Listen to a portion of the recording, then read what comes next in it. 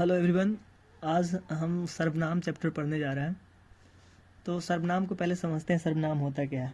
तो सर्वनाम वो शब्द होते हैं जो संज्ञा के स्थान पे यूज होते हैं। संज्ञा यानी कि कोई भी नाम। तो लेट कीजिए, एग्जांपल से समझाते हैं कि राहुल एक अच्छा लड़का है, राहुल प्रतिदिन स्कूल जाता है, राहुल समय पर उठ जाता है, राहुल खेलता भी है, राहुल काफ़ी बुद्धिमान लड़का है। तो बार बार राहुल शब्द का इस्तेमाल कर रहे हैं, तो इससे वाक्यों की खूबसूरती खत्म हो जाती है और काफ़ी इरिटेटिंग लगता है।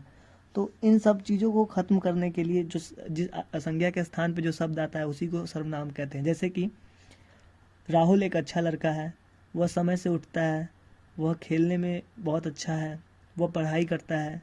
तो यहाँ पे वह शब्द बार बार लग रहा है, या कोई भी अलग शब्द, जैसे उसके पास बहुत सारी किताबें हैं, तो यहाँ पे उसके शब्द यूज़ किया गया राहुल के जगह पे, कहीं पे वह शब्द यूज़ किया गया।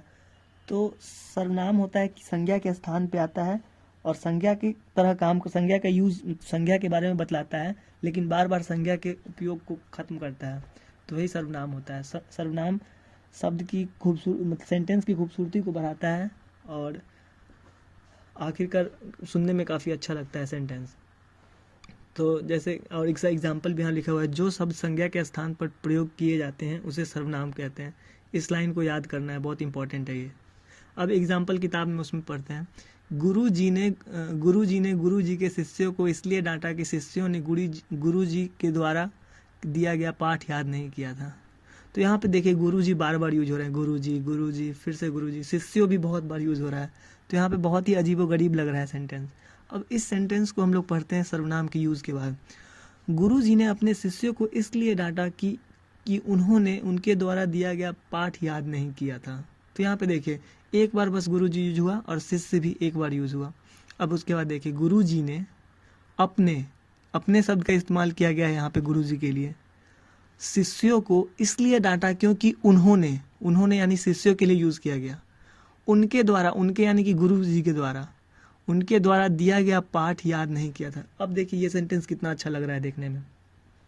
तो सर्वनाम किसी भी संज्ञा के स्थान पे बार बार संज्ञा का यूज़ ना हो इसलिए आते हैं और सेंटेंस में यूज होते हैं।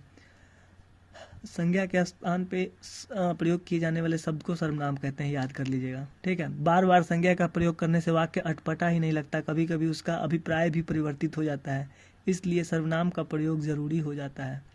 सर्वनाम शब्द बोलने वाले, सुनने वाले और जिसके विषय में बात कही जा रही हो उसका ज्ञान तो कराते ही हैं, साथ ही कभी निश्चित व्यक्ति, कभी अनिश्चित व्यक्ति, कभी प्रश्न, कभी संबंध का भी ज्ञान कराते हैं। अब सर्वनाम के प्रकार पढ़ते हैं। सर्वनाम 5 प्रकार के होते हैं। पहला होता है पुरुषवाचक, फिर निश्चयवाचक, फिर अनिश्चयवाचक, प्रश्नवाचक और संबंधवाचक। तो पहले पढ़ते हैं पुरुषवाचक के बारे में। ये पांचों संबंध के पांचों प्रकार को, सर्वनाम के पांचों प्रकार को याद करना है। पुरुषवाचक वे सर्वनाम जो किसी पुरुष का बोध कराते हैं पुरुषवाचक कहलाते हैं। पुरुषवाचक सर्वनाम 3 तरह के होते हैं। तो वो सर्वनाम जो पुरुष का बोध कराते हैं, पुरुष कितने प्रकार के होते हैं पहले हम ये पढ़ते हैं, उसके बाद फिर आपको हम पुरुषवाचक सर्वनाम पढ़ाते हैं।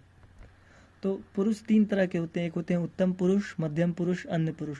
पुरुष का जो लिटरल मीनिंग होता है आदमी, वो मत समझिएगा, यहाँ पे व्याकरण में पुरुष से अलग चीज़ को कहते हैं। तो उत्तम पुरुष यानी कि जो आदमी मतलब कहने वाला आदमी को उत्तम पुरुष कहता है, जो आदमी कहता है वो उत्तम पुरुष है। मध्यम पुरुष वो होता है जिससे बात की जाती है, और अन्य पुरुष वो होता है जिसके बारे में बात की जाती है। जैसे कि राहुल और श्याम बैठे हुए और राहुल बोलता है कि अभिषेक काफ़ी अच्छा लड़का है, तुम्हें पता है अभिषेक काफ़ी अच्छा लड़का है। तो यहाँ पे तुम्हें यानी कि यूज़ किया गया श्याम के लिए, श्याम क्योंकि उसके सामने बैठा हुआ है, और बोलने वाला राम खुद उत्तम पुरुष है, सुनने वाला जो श्याम है वो मध्यम पुरुष है, और जिसके बारे में कही जा रही है वो अन्य पुरुष है, यानी कि अभी अभिषेक जिसके बारे में बोला जा रहा है वो अन्य पुरुष है। तो जो कह रहा है, इस बात को ध्यान से सुनिएगा, जो कह रहा है वो उत्तम पुरुष है, और जो सुन रहा है वो मध्यम पुरुष है, और जिसके बारे में बात की जा रही है वो अन्य पुरुष है, ठीक है। तो जैसे कि एग्जाम्पल है उत्तम पुरुष का हम, मेरा, हमारा। जैसे कि कहने वाला जो आदमी बोलता है कि हाँ मेरे पास एक किताब है, मेरे पास कलम है, तो यहाँ पे मेरा शब्द यूज हो रहा है, उसके लिए यूज हो रहा है। हमारा स्कूल बहुत बड़ा है, तो यहाँ हमारा जो यूज़ किया गया उसके लिए यूज़ किया गया। हम हम बहुत जल्दी सोकर उठ जाते हैं, तो यहाँ पे हम शब्द का यूज़ किया गया, उसके लिए किया गया, क्योंकि जो बोल रहा है उसके लिए किया गया। अब मध्यम पुरुष यानी कि तुम, तुम्हारा, तुम्हें, जैसे कि तुम काफ़ी बुद्धिमान हो, तो यहाँ पे तुम शब्द का इस्तेमाल किया गया जो आदमी सुन रहा है उसकी बातों को।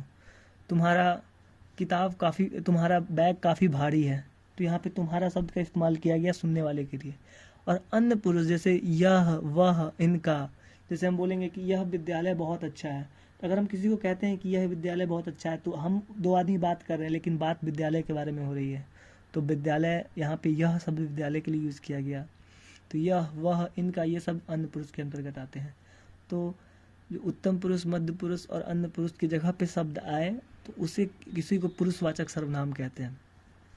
अब है निश्चयवाचक सर्वनाम।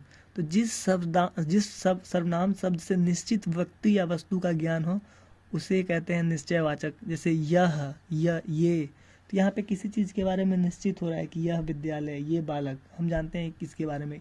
जब बात कर रहे हैं तो हमें माइंड में हमारे है कि अच्छा किसके बारे में बात कर रहे हैं, तो इसको निश्चयवाचक सर्वनाम कहते हैं।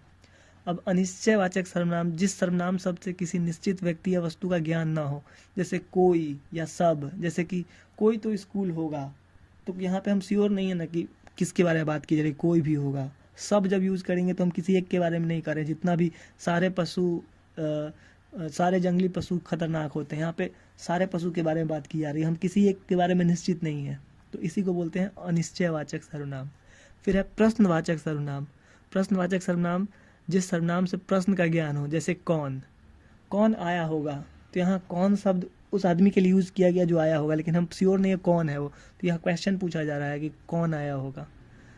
फिर है संबंधवाचक, तो जिस शब्द से व्यक्ति या वस्तु का दूसरे से संबंध पता चले, जैसे जो भी इस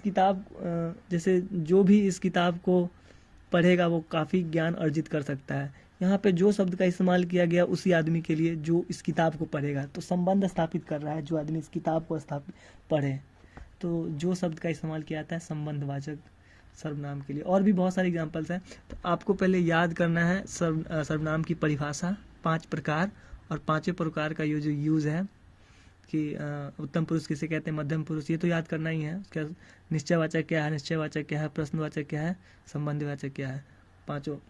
यही हमारा क्लास खत्म होता होगा। Thank you.